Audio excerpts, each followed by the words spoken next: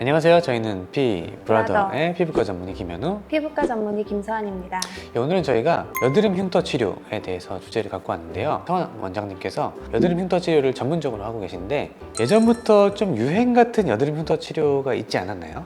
가장 초창기에는 화학적 박피도 유행했었고요. CO2 프락셀, 어빔야구 프락셀 등 박피를 동반한 프락셀이 많이 시술을 했었고, 그 이후에는 표피를 건드리지 않고 박피를 하지 않는 어빔글라스 프락셀이나 피코 프락셀, 그리고 고주파를 이용한 프락셀도 많이 시술하게 되었습니다. 그 외에도 흉터 모양에 따라서 서브시전이나 필러 등을 이용해서 롤링성 흉터를 채우는 시술도 많이 하고 있고, 최근에는 주베룩이라는 콜라겐 부스터를 이용해서 흉터 부분을 채워주는 시술도 많이 하고 있습니다. 그러면 지금까지 이제 여러 가지 시술을 해보셨을 때 그 중에서 가장 효과가 좋다라고 말할 수 있는 좀 여드름 흉터 치료 방법이 있으신가요? 어떤 치료가 딱 효과가 있다고 말하기는 좀 어려운 것 같아요. 왜냐하면 환자분 피부 상태나 흉터의 모양, 그리고 환자분이 치료를 할 수 있는 처한 상황에 따라서 거기에 맞게 제가 흉터 치료를 결정하기 때문에 어떤 딱 한 가지 치료만 가장 효과 있다라고 꼽긴 어려울 것 같습니다.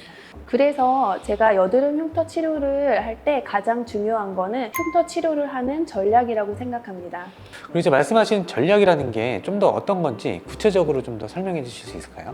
우선은 환자분 흉터 모양과 환자분 피부 상태를 보고서 어떤 부분에 어떤 치료가 들어갈지 세부적으로 계획을 세우게 되고요. 보통 이런 치료를 통해서 흉터 모양이 또 약간 변하게 되거든요. 그래서 초기에 들어갈 치료랑 후반부에 들어갈 치료를 어떻게 들어갈지를 대략적으로 설정하는 게 중요하고, 시술에 따라서 재생되는 기간이 다를 수 있기 때문에 흉터를 치료하는 치료 간격을 설정하는 게 중요합니다. 그리고 또 중요한 것 중에 하나가 환자분 흉터의 깊이나 그리고 환자분의 재생 능력, 그리고 흉터의 범위에 따라서 치료를 하는 횟수와 기간에 좀 차이가 있을 수 있어요. 그렇죠. 그래서 어떤 분들은 5번 정도 하면 많이 호전되는 분도 있지만, 흉터가 굉장히 깊고 흉터의 범위가 넓은 경우에는 10번 그리고 그 이상의 치료가 필요한 경우도 있습니다.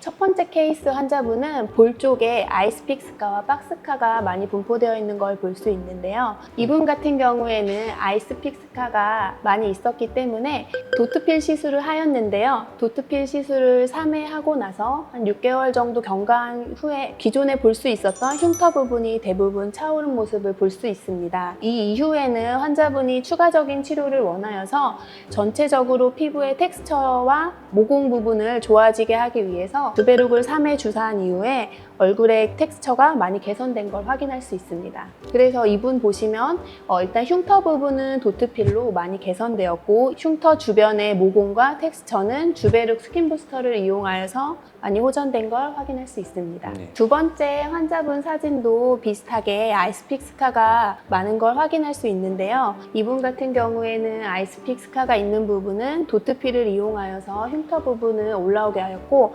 얼굴엔 전반적으로 피코프락셀을 이용하여 치료하였습니다. 그래서 총 4회 치료한 후에 흉터 부분이 많이 차오른 것을 확인할 수 있습니다.